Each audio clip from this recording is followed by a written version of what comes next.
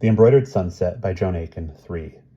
Max Benevik sat in his balcony, looking down at the view below.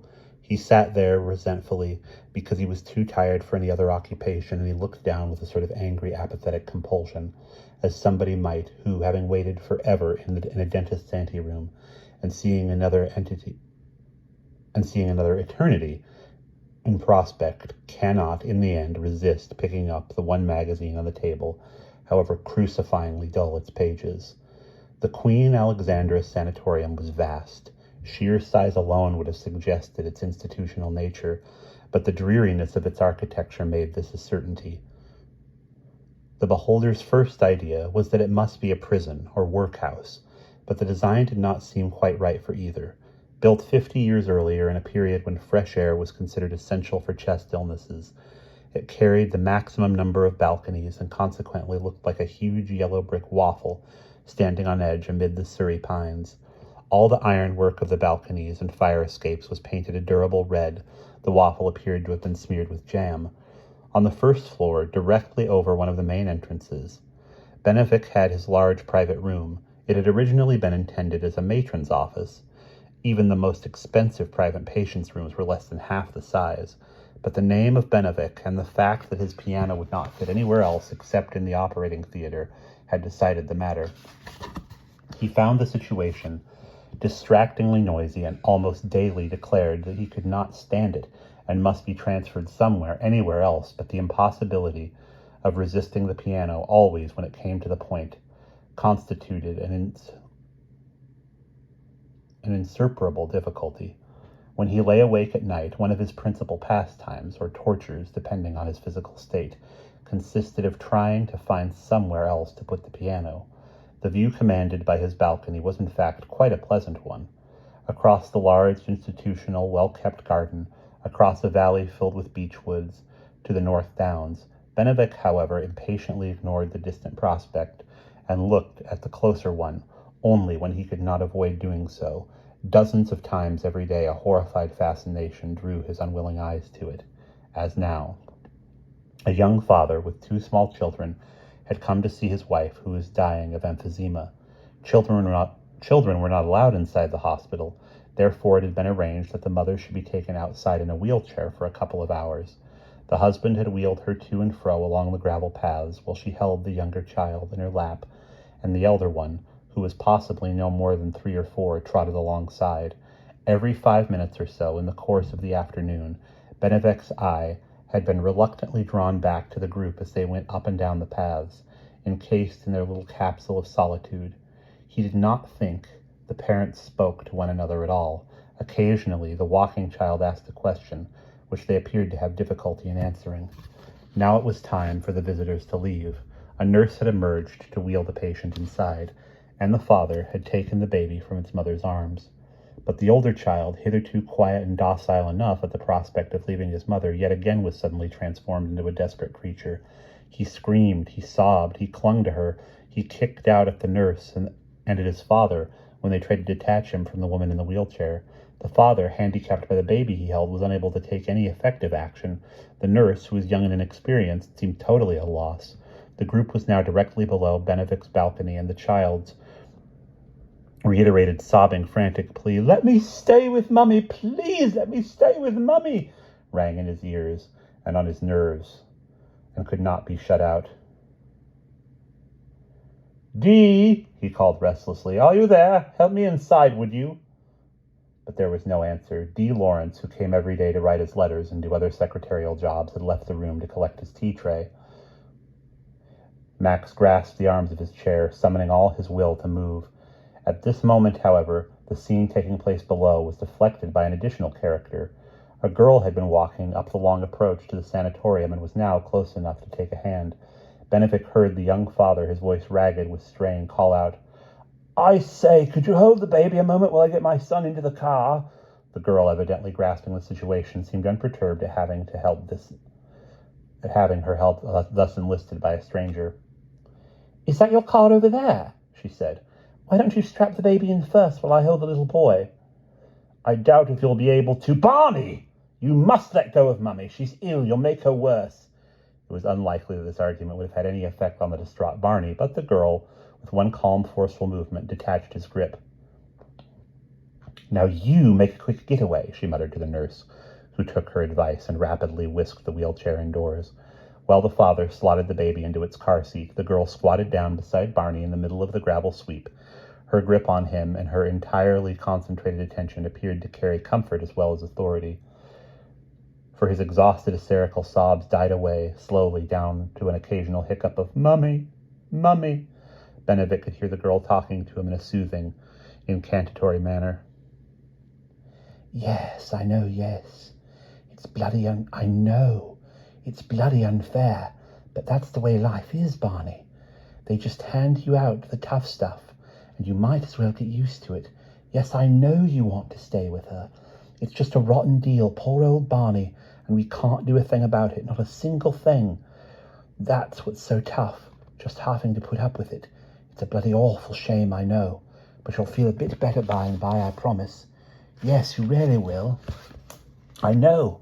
There'll be tea and sand castles and your birthday and Christmas, and it's just as bad as can be now, I know. That's why things have got to get a bit better, see? For instance, we can blow your nose, that'll help, right? Blow, then, that's the boy again, grand. Okay, and now, look, your dad's waiting for you. Want to get in the car? Excuse me. "Come on, Barney," said the father. "Let's go home and see what Granny has for tea." To the girl he said, "Thanks, you're a big help. You certainly know how to manage children. Got any of your own?" "Heavens, no," she said. "I don't think I've ever met one before." "Well, thanks again. Say goodbye, Barney." "I don't want to go home to Granny," muttered Barney, but without conviction, allowing himself meanwhile to be strapped into the front seat. Then he looked out of the car window and said to the girl, "What's your name?" "Lucy," the girl called as the car reversed and moved away. She waved, then turned and vanished below the front portico. Max let out his breath. Next moment, the inner door burst open and Dee Lawrence elbowed her way in with the tray of tea. She was big, buxom, and pink, her flaxen hair done in a classic knot. She had looked after all his physical needs for the last 13 years.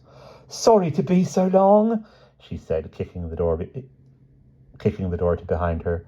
"Those fools in the kitchen, ginger cake again. You'd think they'd know by now you hate it. I had to go all the way down, want to move inside." He had intended to, but now changed his mind. "No, I'll stay out here. It's still quite warm." "Better have your rug, then," said Dee, and brought it with his cup and plate. "Here's the letters to sign. I'll put them on the table till you're ready. Regent Television rang. They want to know if you'll appear on their Sunday night charity spot and make an appeal to the United Cancer Research Fund." "No," he said, and then, "No, wait, tell them I'll think about it." "Hobson rang to say he'll be here tomorrow for the last 48 recording, 11:30, and the tuner's arriving at 9, that's all." Somebody knocked. Dee opened the door and moved quickly out into the passage, pulling the door behind her. Benedict heard indistinct voices. Presently, Dee returned.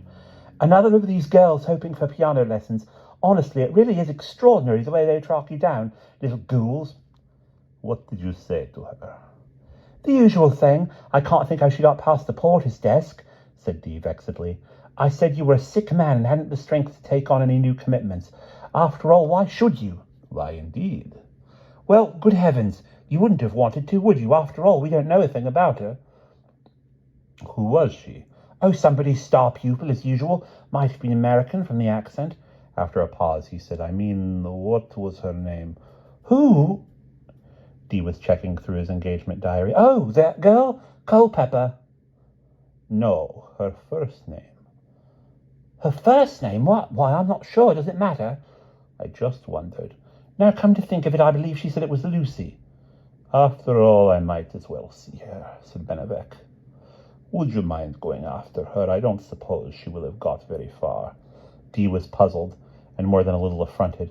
"You're crazy, Max. You really can't afford to scatter your energy like this, you know. What's the idea?" "Call it a whim, my dear Dee. I just happen to like the sound of her. Lucy Culpepper, a pretty name, don't you think?"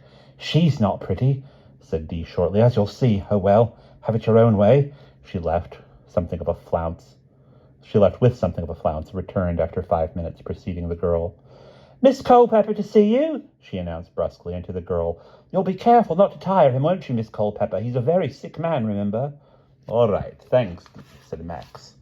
I am not sure that you need to keep reminding us. Sit down, Miss Culpepper. Dee, I've signed these letters. Would you be an angel and take them down with you? I'd like this one to catch the 5 o'clock post.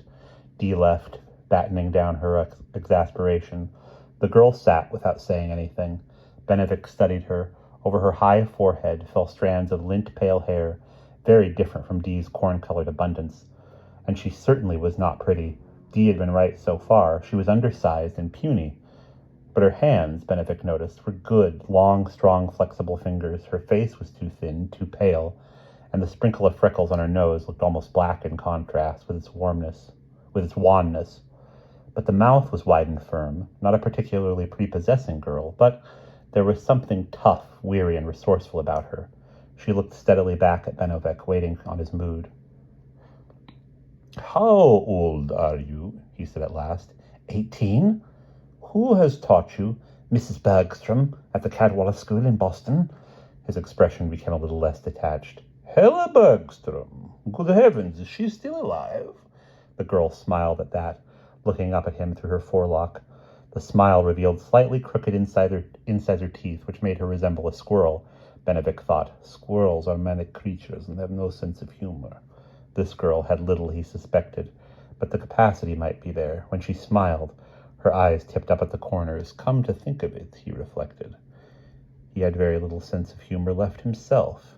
Yes, she's alive and teaching. And she told you to come to me. She gave me a letter for you. She skimmed rapidly through the note she had handed him. It was warm, grubby, and slightly convex from having been carried in her trouser pocket all the way from Boston. Hard up, are you? How did you get over from America? Worked as a stewardess. That wouldn't have done your hands any good. They're okay, she flexed her fingers. I used to play piano in the tourist lounge at night. Benedict shuddered. And then you made your way here. It was pure chance, really, that you got in to see me. Miss Lawrence generally regards me like a bulldog. I would have managed to see you in the end, she said with calm certainty. I would have taken a job here as a ward maid, to earn enough to pay my fees. She made no answer to that. It was interesting, Benedict thought, how much communication seemed to pass between them without the need for speech. I'd better hear you play, hadn't I? He said. Help me inside, will you? It was like being helped by a mouse or a leveret. He could feel the bones in her arms, brittle as charcoal, under his hand. What shall I play? Bach, of course. I don't play Bach at all well. Naturally not. She played the preludes and the fugues in C, and C sharp minor, and then several pieces by Couperin. Why not Chopin? He said. Chopin? Why? But he did not answer, and she played the sonata in B minor. Okay, said Benedict when she had finished. That's enough. You play a little, I see. Perhaps rather better than some, but not well. Did I not say so? For the first time she had surprised him. Nor did I. It's a quotation. Playing seemed to have liberated something in Lucy. She turned on the piano stool and linked her hands together, waiting, looking at him attentively. So all right, I'll teach you. You have a lot to learn. I know I have. Now she was subdued. But it was he understood by the thought